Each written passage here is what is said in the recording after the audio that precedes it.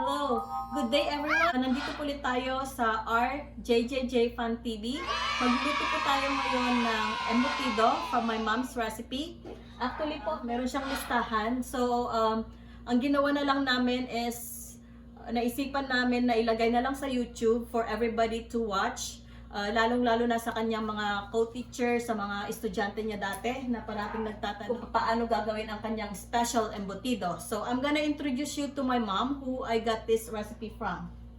Mama. Hello, good day to everybody. I'm the moms of Jhoan and I finished Bachelor of Science and Elementary Education with concentration in Home Economics at St. Louis University, Baguio City. And I taught Home Economics and the elementary grades are in 5 and 6 pupils. So, now we'll be cooking my mom's specialty embutido. See you guys later! Welcome back! So, we're here now to introduce you to the ingredients of the embutido. So, we have here our ground pork. 1 kilo po ito or 2.2 pounds. And then we have our seasonings. We have 3 cloves of garlic cut in small pieces. We have 1 tablespoon of salt. We have 1/3 cup of grated cheese. We have 1 cup of all-purpose flour. And we have our chopped onion in small pieces. Ganito po kalaki ang onion dito. So 1/4 po nito. And then we have 3 eggs. Ibibit po natin mamaya. And then we have 2 boxes of the raisins. Then we have our 1 cup of sweet relish. We have our potato, 3 small pieces. Ito pong ginamit ko, yung malaking size nito. And then the same as the carrots. And then we have our red bell pepper. Kalahati po ng malaki. Malaki itong ating so kalahati lang siya. Cut in small pieces. And then we have our hot dog. 3 pieces po ito. And then I cut it small pieces. And for wrapping our embutido, we'll be using aluminum foil. I cut it on this size already. Or you can also use banana leaves na pang-wrap po ng embutido ninyo. And then last one is our mixing bowl. Para sa lahat ng ingredients, ilalagay natin lahat dito.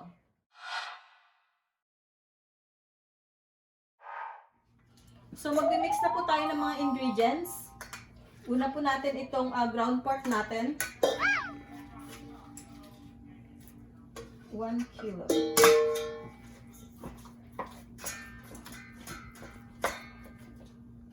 Ating salt. Cheese.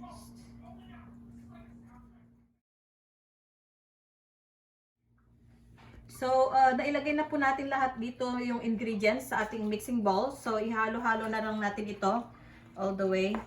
Mas maganda po gumamit na lang tayo ng ating kamay para mas mahalo siya. So, with your clean hand, you mix all the ingredients together. And then, after mahalo natin, we're gonna set aside po ito for at least 15 to 20 minutes para mas ma-absorb lahat ang mga ingredients.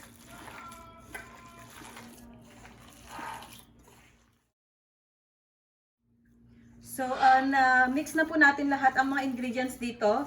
And then, iset aside na muna natin for at least 15 to 20 minutes para mas ma-absorb yung mga ingredients. So, i-cover muna natin to. And then, set it aside. 15 minutes lang to. 15 to 20 minutes. So, welcome back. We're here now para magbalot na po tayo. Nagpainit na ako para sa ating steamer. And then, gagamit po tayo ng 1 cup para pare-parehas lahat ang ating sizes. So, ilalagay lang po dito. So, yung first step, maglalagay tayo. And then, ilalagay natin dito. And then, ipa-flatten natin siya. And then, lalagyan natin siya ng hotdog. Yung hotdog, ang nangyari, itong buo na ito, hinati ko lang ito sa gitna. And then, kinat ko sa gitna rin ito. So, magiging ganyan siya. Para pare-parehas din lahat ang ating sizes. And then, tsaka natin to i-wrap. And then, kung ayaw mo namang magbalot ng ganito, pwede mo siyang gawing meatball. Gagamit ka lang ng 1 tablespoon para pare-parehas din ang sizes niya. So, sa 1 tablespoon, ibibilog mo lang. Kasi mas maganda pag pare-parehas din ang sizes. So, ganyan. And then, pwede mo na siyang i-fry. Ito, ready for frying na ito. Kung ayaw mong magbalot. So, magra-wrap na po tayo. Ito-flatten natin. Make sure na save ka ng space dito sa side, both side.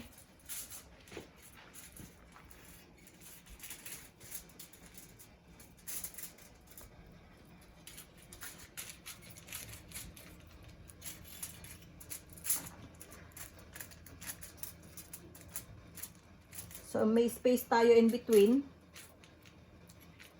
Tapos, malalaman mo rin yung size mo through your hot dog. O, eksakto lang po siya.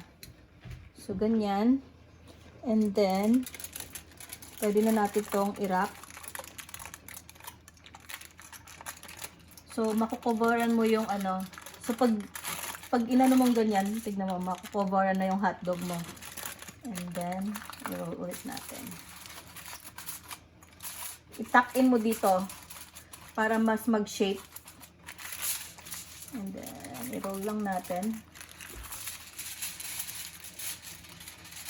Habang niro-roll mo dito, inaano mo dito sa side niya. Pinu-push in mo rin.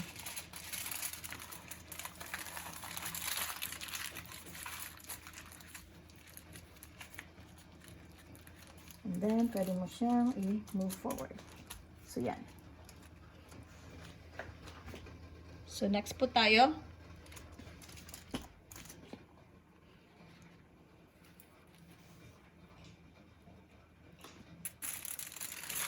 I-roll ulit natin. Make sure na makover yung hotdog.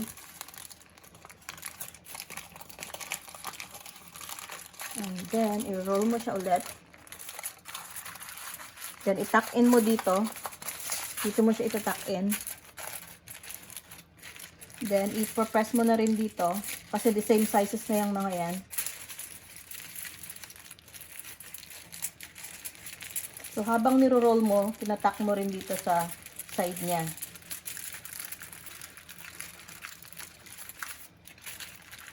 Ito natin to para mas makita. Mas malaki tong ano.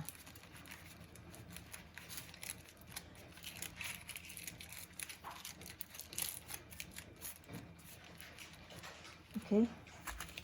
So, nasa last part na po tayo ng pagbabalot. So, nakagawa na po tayo ng 1, 2, 3, 4, 5, 6. So, ito po yung pang-pito natin. Actually, kung ayaw nyo pong lagyan ng hotdog, pwede rin po. Or pwede nyo rin dagdagan ng hotdog at saka boiled egg. Pagsamahin nyo dito. Since meron pa tayong extra, ilagay ko na lang ito. Kung gusto nyo rin buong hotdog, okay din. So, nasa sa inyo na. Flatten pa natin kasi lumaki na yung ating fillings. Make sure na so may spaces sa both sides. Make sure na ma-over nyo yung hot dog. And then, i-roll ulit natin. Habang niro-roll nyo, pinupush nyo rin dito.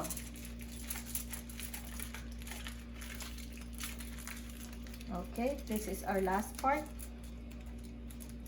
Ito na ang pinakamalaki. Ayoko lang kasing hindi na kasya yung kung gagawa pa tayo ng isa. So, ayun ko na lang.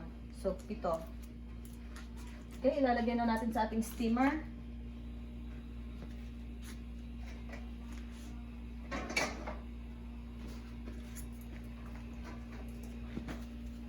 I-steam natin ito ng 1 oras. Okay? After 1 hour, alisin na po natin sa ating steamer. So now we are done steaming our embutido. So we're gonna take it out now. So we steam it for 1 hour. Actually, your steaming time is depending on how big you wrap your embutido.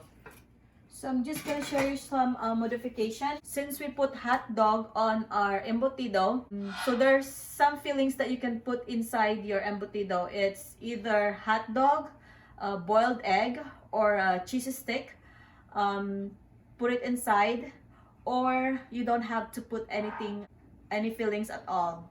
You can just wrap it and you can just make it more thinner so thinner and longer. Just because we put those hot dog inside, that's the reason why we make it more on the medium size of our embutido. So we're just gonna let it cool down, and then we're gonna show you how we fry our embutido. Hi. So Jorek and Jonard are here. They're gonna watch me how we're gonna fry our embutido. So once your embutido is already cooled down, I'm just gonna unwrap it. I wonder what it looks like. It's still hot, baby. I wonder what. Whoa! That looks yummy though. The reason I'll take you for Tito. You should wait for it to cool down. Go down a little bit. Oh. So we have our beaten egg. Wow! What to do for all of them? No, we're just gonna do 2 of them, baby, so we can just show them how we fry our Oh my god! Just like what we did with your with the snack, remember? Yeah. I'm about to say that. Oh my god! It's like what I did. Put Okay, in so the other bun. our oil is Put hot in the already. other bun.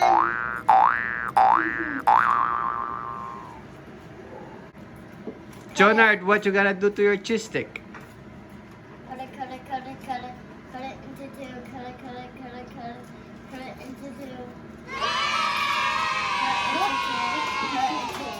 Cut it, cut it, cut it, cut it, cut it. Make sure I forgot the song. Cut it into 2. Cut it into 2. Cut it, cut it, cut it, cut it, cut it into 2.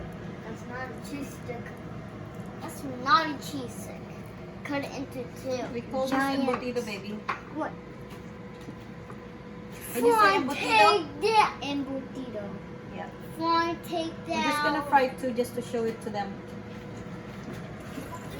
Yeah. See that? Back. Ow. Looks so yummy. So Yeah. Since luto naman na ito, na-steam na natin, ang niluluto na lang natin is ba-brown na lang natin itong ating coating. Nilagay natin flour at saka beaten egg. one prize at a time. Step you, time to shine. From the last person, you see. Ay, can you sing ka rin? Nope. Do you want to sing, Jonard?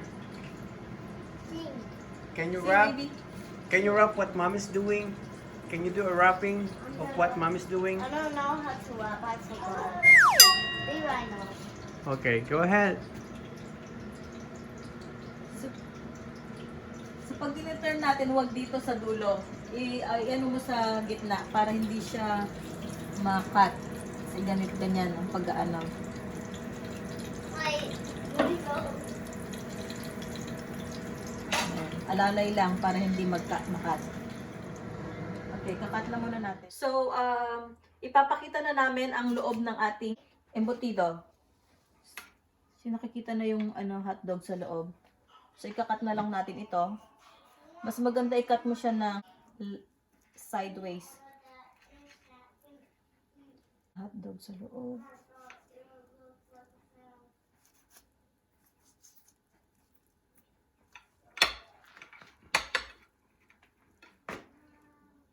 So, pwede mo siyang i-serve with ketchup or solo mo nang kainin na ganyan. So, we're done cooking our embutido.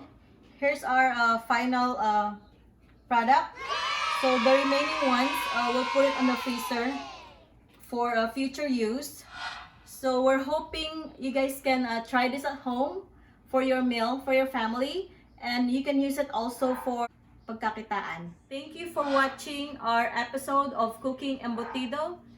And please like and share and subscribe and watch all our videos. Thank you. See you on the next cooking.